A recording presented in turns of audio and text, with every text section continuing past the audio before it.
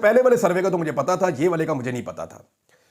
उन्होंने कहा जी arm forces के अंदर भी सर्वे होता है, और ये बात ठीक है, वो अपने अंदर उनका एक मैकेनिज्म, एक सिस्टम है, वो पल्स रिपोर्ट एक चेक करते रहते हैं कि यहां पे कौन मकबूल है, कौन गैर मकबूल है, आर्म फोर्सेस इसके बारे में क्या सोच रही हैं, तो ये चलता रहता है। सनाउल्लाह मस्ती खेल साहब ने दावा किया कि 5-6 दिन पहले आर्म फोर्सेस ने एक सर्वे करवाया है, और ये ब्रेकिंग न्यूज़ उन्होंने दी कि हर साल ये एक सर्वे होता है, लेकिन इमरान खान साहब के जाने के बाद से ज़रा ये मल्टीपल टाइम पे करवाए जाते हैं सर्वे, और ज़्यादा सर्वेज होते हैं।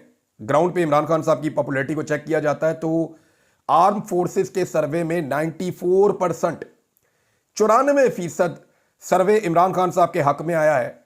ये मकबूलियत है इमरान खान साहब की।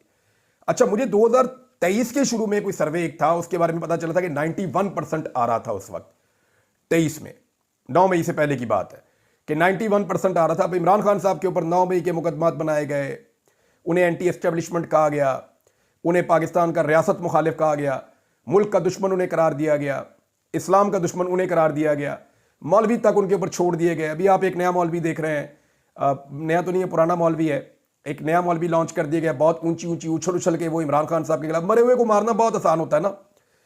मैंने इनको समझाया भी था मौलवी साहब को कि आप अपने प्लेटफॉर्म की इज्जत करें और करवाएं, लेकिन मुझे लगता है उन्हें बात समझ नहीं आई, और उन्हें बात समझानी पड़ेगी और बार बार समझानी पड़ेगी।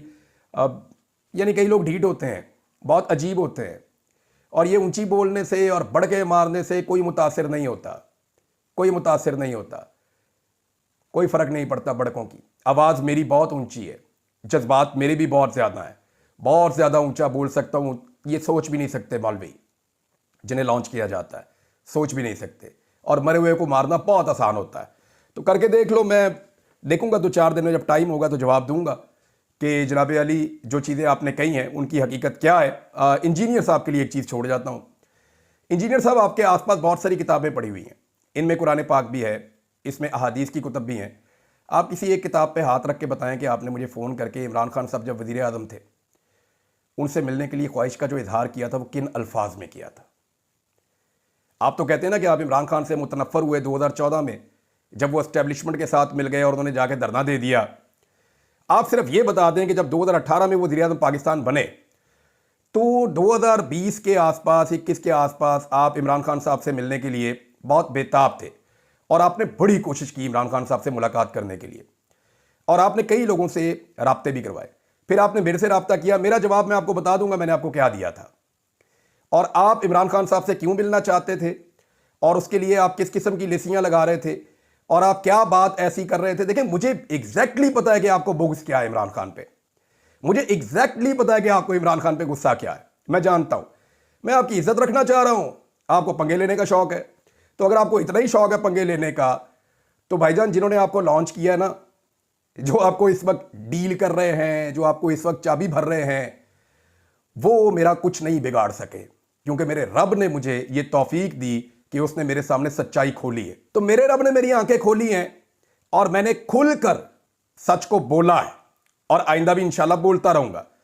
तो मरे हुए को मारना तो बहुत आसान होता है, आज बैठ के फैज़ हमीद को 4 गालियां दे देना, ये कौन सी बात है। फैज़ हमीद क्या बेचता है, अब वो गिरफ्तार हो गया, कोई भी उसको गाली दे सकता है।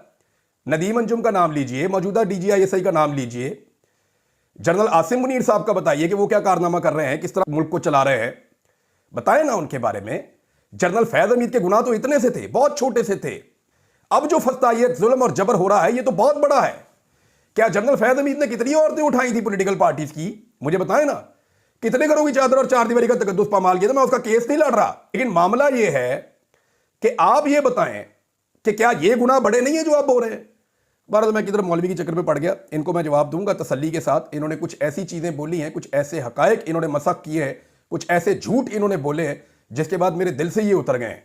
और दूसरी बात यह है कि मैं आपको सुनता था, मैंने कभी नहीं कहा कि मैं आपका शागिर्द हूं। मैं आपको भी सुनता था, और 1 दर्जन और उलमा इकराम है उनको भी सुनता था, और इस तरह तो फिर मैं सारों का ही शागिर्द हो गया। यानी मैं जिसका भी वीलॉग सुनूंगा, मैंने अब तक मेरे ख्याल में कोई 300-400 मौलवियों के वीलॉग सुने हैं, तो मैं सबका ही शागिर्द हो गया। फिर इसका मतलब है मेरे तो उस्ताद ही खत्म नहीं होंगे। तो मैंने सबसे कुछ ना कुछ अच्छा सीखा, और जिन दिनों में मैं दीन की तरफ रागिब हो रहा था, उन दिनों में मैं आपको भी सुनता था, इसलिए मैं आपकी बड़ी इज्जत करता हूं। लेकिन मुझे नहीं लगता आपको इज्जत रास है, और जो आप पंगे ले रहे हैं, आपको इंशाल्लाह तसल्ली आपकी हो जाएगी, आपकी तसल्ली हो जाएगी, क्योंकि आप मरे हुए को मार रहे हैं, और आप मुनाफकत कर रहे हैं। मैं ये साबित करूंगा कि आप मुनाफकत कर रहे हैं, आप मुनाफकत कर रहे हैं, और ये साबित हो जाएगा, बड़े आराम से साबित हो जाएगा। और ये जो आपको शौक है ना बैठ के मुनाजरे करने का, तो आपके दरवाजों से बेचारे उलमाए किराम कई दफा वापस गए। जहां मुनाजरा करना है वहां से तो आप दौड़ जाते हैं, कभी बात ही नहीं सुनते। उलमाए किराम आपके शहर के अंदर पहुंचे, आपके सामने आकर बैठे, आपको हर जगह भी उन्होंने कहा जी हमारे साथ मुनाजरा करें, आप मुनाजरा करने के लिए कभी तैयार ही नहीं हुए। तो जिनसे मुनाजरा करना है उनसे तो आप दौड़ जाते हैं।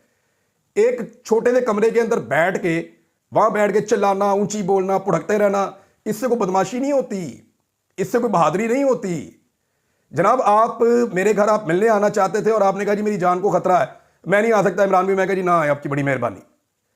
मुझे रियासत से खतरा था, आपको तो एक आधे जत्थे से खतरा था, मैंने तो तालिबान भुगते हैं, बड़े बड़े खतरे भुगते हैं, कई दफा मरते मरते बचा हूं। तो आप क्या बेचते हैं जनाब? कभी उल्टा लटक के आपको 10 15 20 डंडे पड़े हो ना लकड़ी के, तो आपको पता चल जाए कि आपका इनकलाब निकलता कहां से है। मैं वो सारा कुछ भुगत के आया हूं और फिर अपनी वही बात कर रहा हूं जो बात मैं करता था और वो करता रहूंगा। तो आपने मुझे माफ नहीं करना मेरे गुनाहों पे, मेरे रब ने मुझे माफ करना है मेरे गुनाहों पे। जो आपका अंदाज है ना बोलने का, जो बदतमीजी का आपका तरीकाकार है, आप ना मजबूर करेंगे कौम आपको उसी तरह मुखातिब करना शुरू कर दे।